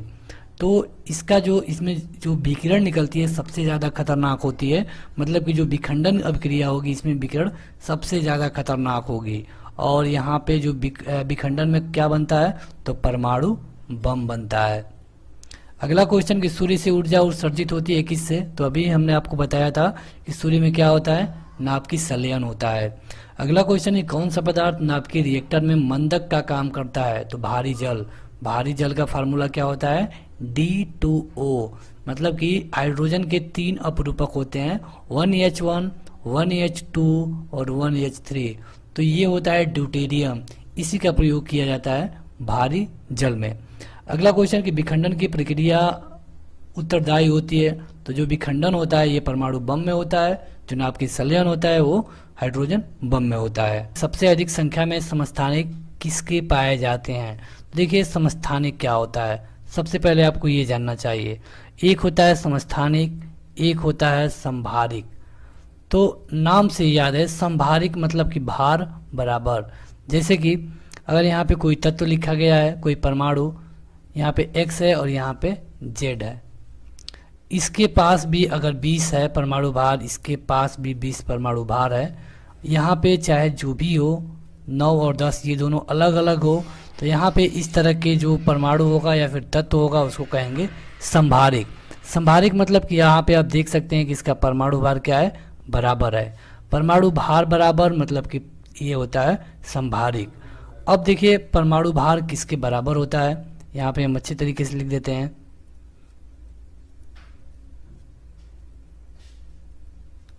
यहाँ पे देखिए परमाणु भार बराबर होता है, तो परमाणु भार बराबर होता है जो प्रोटॉन होता है और प्लस न्यूट्रॉन, ये दोनों को अगर जोड़ दिया जाए तो परमाणु भार के बराबर हो जाता है। एक होता है समस्थानिक, जैसा कि इसमें पूछा गया था, तो सबसे अधिक समस्थानिक होता है पोलोनियम के पास। समस्थानिक में ये होता है कि 1H1, 1H2। तो यहाँ पे आप इसमें देखेंगे कि दोनों का ये जो परमाणु क्रमांक है ये तो बराबर है, लेकिन ये जो भार है दोनों अलग अलग है।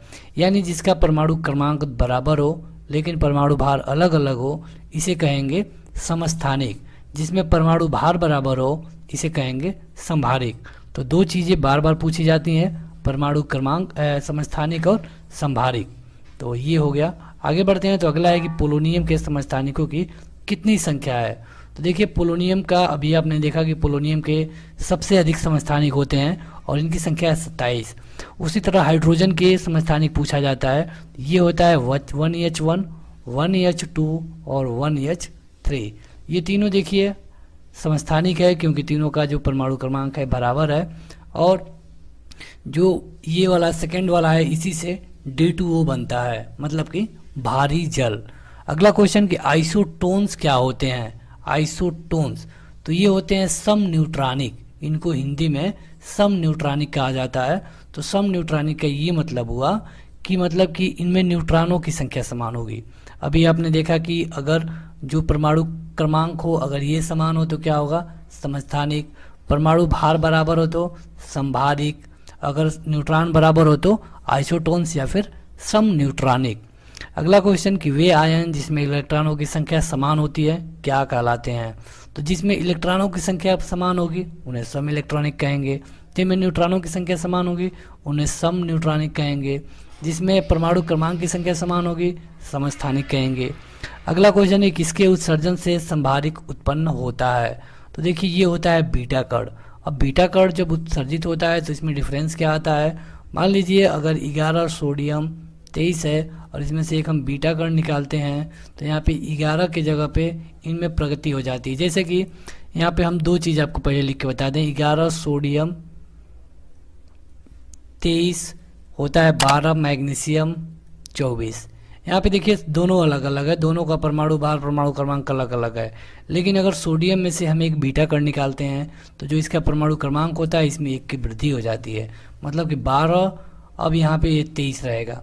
अब जब ये 12 हो गया, अगर इसको हम सोडियम ही रखें तो देखिए यहाँ पर भी 12 है और इस मैग्नीशियम वाले में भी 12 है। तो जब दोनों का जो ये परमाणु क्रमांक बराबर हो जाएगा तो ये क्या हो जाते हैं, समस्थानिक।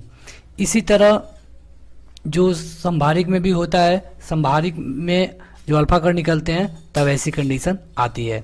अगला क्वेश्चन कि कोबाल्ट 60 आमतौर पे विकिरण चिकित्सा में प्रयोग किया जाता है, क्यों? तो देखिए कोबाल्ट 60 का प्रयोग किया जाता है जो कैंसर हो जाता है जिनको, उनके उपचार के लिए विकिरण चिकित्सालय में। और यहाँ पे जो कोबाल्ट 60 होता है इसमें से गामा किरणें निकलती हैं। अगला क्वेश्चन कि हाइड्रोजन बम कौन से सिद्धांत पे काम करता है? तो हाइड्रोजन बम सिद्धांत पे काम करता है नाभिकीय संलयन के। जैसे कि सौर ऊर्जा में भी जो सूर्य है उसमें से जो आपको सौर ऊर्जा मिलती है, यहाँ पर भी नाभिकीय संलयन की अभिक्रिया होती है। नाभिकीय संलयन में क्या होता है? तो नाभिकीय संलयन में ये होता है कि दो छोटे छोटे नाभिक जुड़ करके एक बड़ा नाभिक बनाते हैं। इसके उलट एक होता है नाभिकीय विखंडन, जिसमें क्या होता है कि एक बड़ा नाभिक टूट के छोटे छोटे नाभिकों में बंट जाता है। तो ये होता है नाभिकीय विखंडन, जैसे कि परमाणु बम में होता है। अगला क्वेश्चन कि एक रेडियोधर्मी पदार्थ की अर्ध आयु 10 दिन है, मतलब कि ये 10 दिन में हो जाएगा आधा। इसका मतलब क्या है? तो इसका मतलब ये है कि देखिए अगर वो जो रेडियोधर्मी पदार्थ है 100 किलो का होगा तो 10 दिनों बाद ये क्या हो जाएगा, 50 किलो का हो जाएगा। फिर 10 दिनों बाद ये क्या होगा, तो 25 किलो का हो जाएगा। मतलब कि इसको 3/4 भाग होने में, तो 100 का 3/4 आप निकालेंगे तो आएगा 75। 3/4 भाग अगर आप निकाल लीजिए यहाँ पे तो आएगा 75, यानी 75% इसका भाग खत्म हो गया, क्योंकि 100 था अब 25 बचा है। तो कितना दिन लगा, 10 दिन यहाँ पे 10 दिन यहाँ पे, मतलब कि 20 दिन में कितना खत्म हो जाएगा, 3/4 भाग। बचेगा कितना, 1/4 भाग। अगला क्वेश्चन कि एक रेडियोधर्मी तत्व जिसके भारत में सबसे बड़े भंडार पाए जाते हैं, तो ये है थोरियम। कलपक्कम के फास्ट ब्रीडर रिएक्टर में किस तरह का ईंधन प्रयोग किया जाता है? तो यहाँ पे जो कलपक्कम है एक जगह का नाम है, यहाँ पे जो ईंधन प्रयोग किया जाता है ये होता है समृद्ध यूरेनियम। अगला क्वेश्चन कि कैंसर, रक्त कैंसर मतलब जिसको कि ल्यूकेमिया कहते हैं, को नियंत्रित करने के लिए उपयोगी किया जाने वाला रेडियो आइसोटोप्स कौन सा है? तो अभी हमने आपको बताया कि जब कैंसर होता है तो कोबाल्ट 60 का प्रयोग किया जाता है। क्यों? क्योंकि इसमें से गामा किरणें निकलती हैं। अगला क्वेश्चन कि अम्ल वह पदार्थ है, तो देखिए जो अम्ल होगा वो हमेशा प्रोटॉन देगा। जो क्षार होगा, देखिए अगर इसको हम लिखें तो ये अम्ल हो जाएगा, अगर क्षार की बात करें तो इस तरह डिनोट होगा। अगला क्वेश्चन कि अम्ल एवं भस्म के परीक्षण के लिए किसका उपयोग किया जाता है? तो अम्ल और क्षार, तो देखिए अम्ल और क्षार का मतलब कि ये एक पीएच वैल्यू पे काउंट किए जाते हैं और इनका निर्धारण किया गया था एक वैज्ञानिक थे सारांसन, इन्हीं के द्वारा पीएच वैल्यू बनाई गई। पीएच वैल्यू में एक पैड होता है, यहाँ पे 0 से लेके 14 तक के नंबर होते हैं, यहाँ बीच में 7 होता है। 0 से 7 में जितने भी पदार्थ आएंगे ये अम्ल होंगे, 7 से लेके 14 के बीच में जो भी आएगा इसे बेस कहते हैं या फिर क्षार कहते हैं या फिर भस्म कहते हैं। ये हो जाता है अम्ल क्षार। तो इसमें जो लिटमस है, लिटमस पेपर से चेक किया जाता है। अगला क्वेश्चन कि जो जल में घुलनशील भस्म होते हैं या फिर बेस होते हैं, क्षार होते हैं, उनको क्या कहते हैं? तो क्षार कहा जाता है।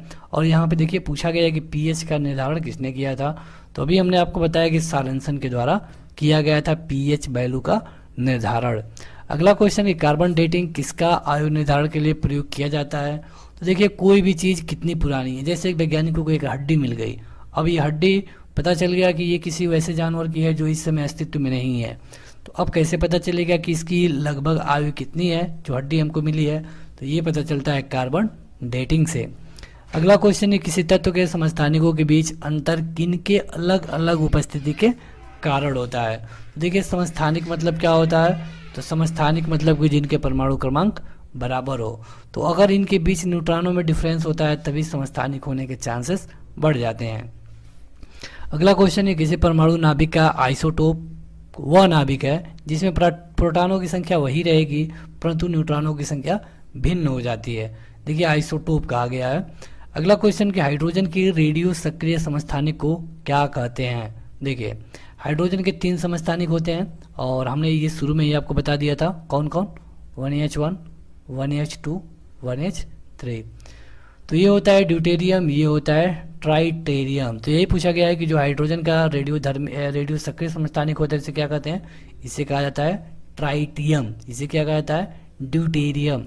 और हाइड्रोजन के कितने समस्थानिक होते हैं, तो 3, हम शुरू से ही आपको बताते आ रहे हैं।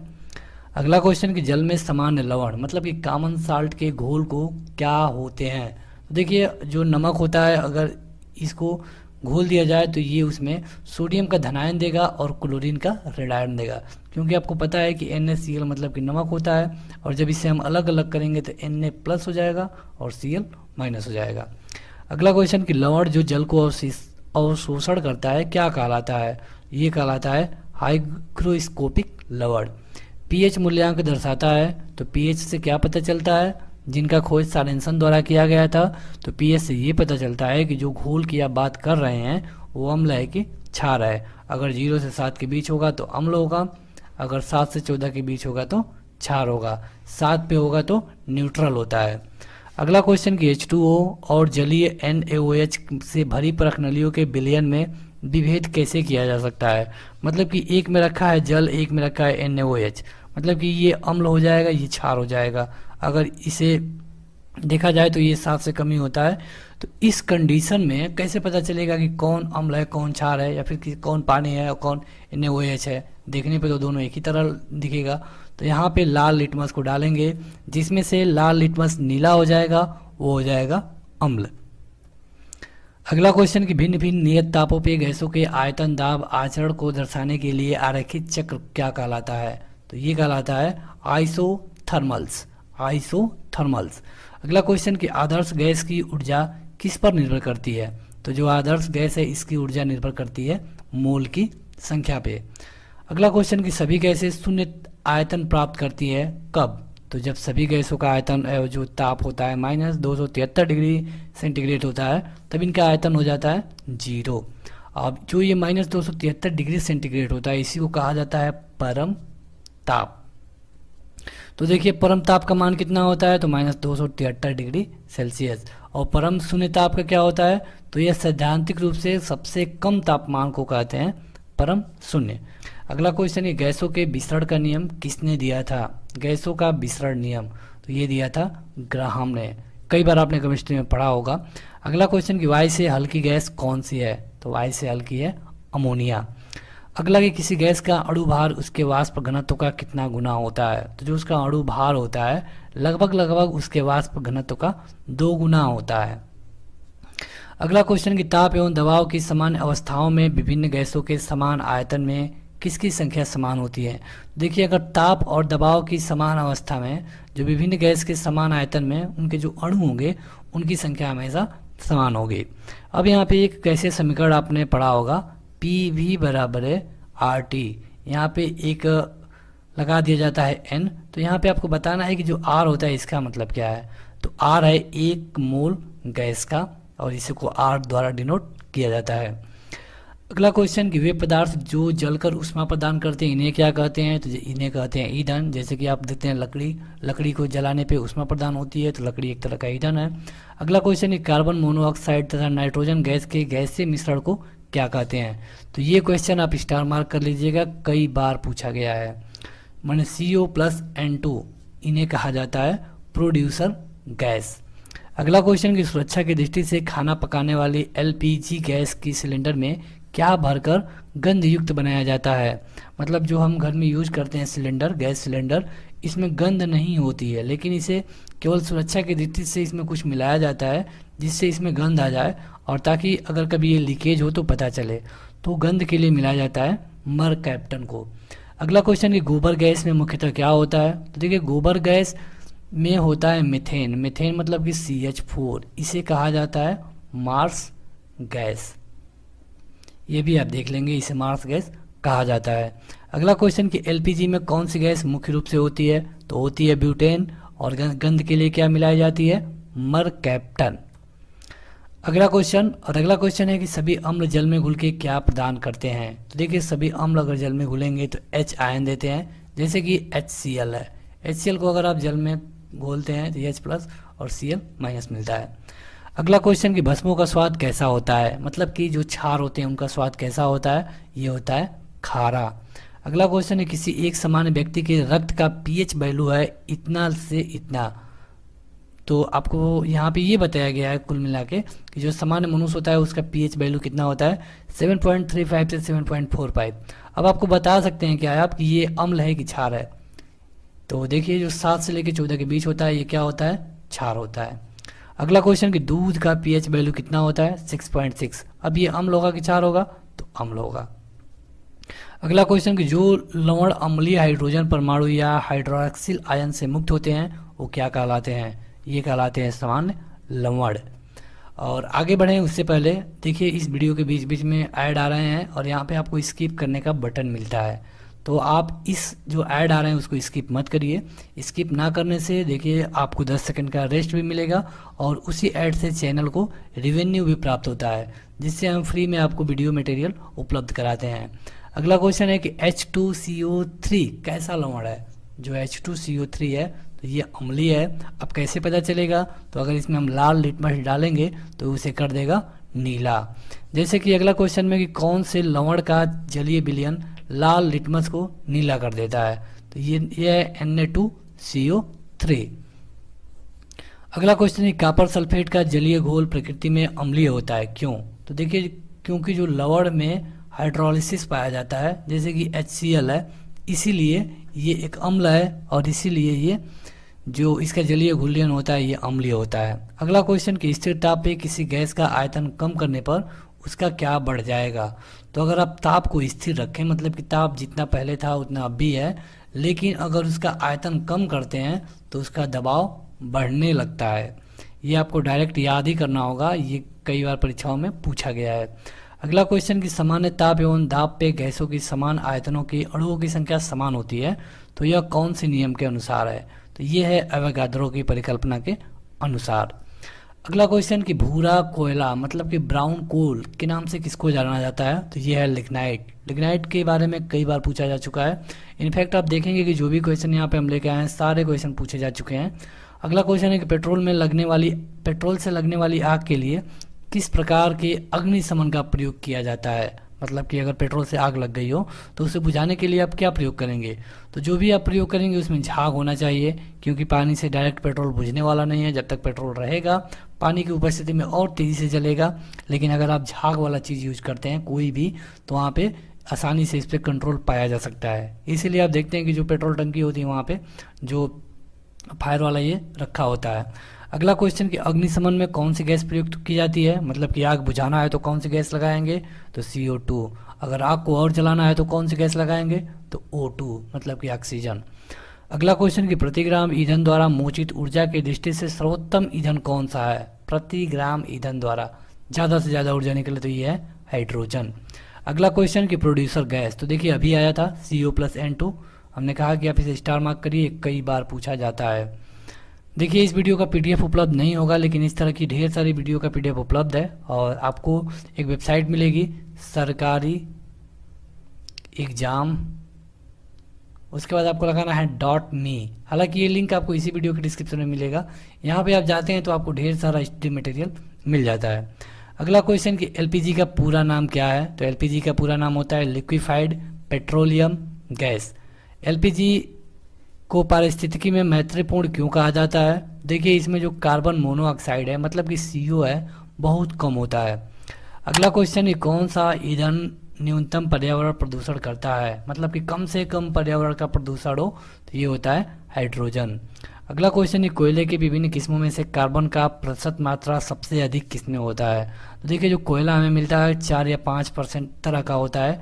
इसमें से जो एंथ्रासाइट होता है इसमें 96% कार्बन पाया जाता है, तो ये है एंथ्रासाइट। इसमें कितना कार्बन पाया जाता है ये भी आपको जानना चाहिए, 96%। अगला क्वेश्चन कि रॉकेट को चलाने में प्रयुक्त ईंधन क्या कहलाते हैं। तो जो रॉकेट को चलाने के लिए जो भी ईंधन प्रयुक्त किया जाता है इसे कहा जाता है प्रोद्योगक। अब इसका क्या मतलब है, तो इसका ये मतलब है कि देखिए जो रॉकेट होता है इसमें ये कई पार्ट में बनाया जाता है। यहाँ पे अगर ये रॉकेट है और इसमें जो भी चीज़ रखना होता है हम यहाँ पे रखते हैं जिसको हमें भेजना है, और इसको पार्ट वाइज हम बनाते हैं। एक चीज़ जलता है, जब जल के ये ख़त्म हो जाता है तो ये हट जाता है, फिर इसमें से ये जलना शुरू हो जाता है। तो इसी तरह कहा जाता है प्रणोदक। अगला क्वेश्चन है, किसका प्रयोग नोदक या फिर रॉकेट के ईंधन के रूप में किया जाता है। तो अगर रॉकेट का ईंधन के बारे में अभी बात हो रही थी तो यहाँ पे आपको देना होता है द्रव नाइट्रोजन या फिर द्रव ऑक्सीजन। अगला क्वेश्चन कि उत्प्रेरक मतलब कि क्रिस्टलाइट की खोज किसने किया था। तो उत्प्रेरक की खोज किया गया था बर्जीलियस के द्वारा। अब उत्प्रेरक क्या होते हैं, देखिए ऐसा तत्व जो किसी क्रिया को बढ़ा दे, मतलब उसका जो रिएक्शन है उसकी गति को बढ़ा दे लेकिन उसमें खुद भाग ना ले, उसे कहा जाता है उत्प्रेरक, और इसकी खोज किया गया था बर्जीलियस के द्वारा। अगला क्वेश्चन कि उत्प्रेरक विष क्या होता है। तो ये होता है क्रिया निरोधक मतलब कि रोकने वाला। अगला क्वेश्चन कि जैविक उत्प्रेरक क्या होता है। तो जैविक उत्प्रेरक होता है एंजाइम।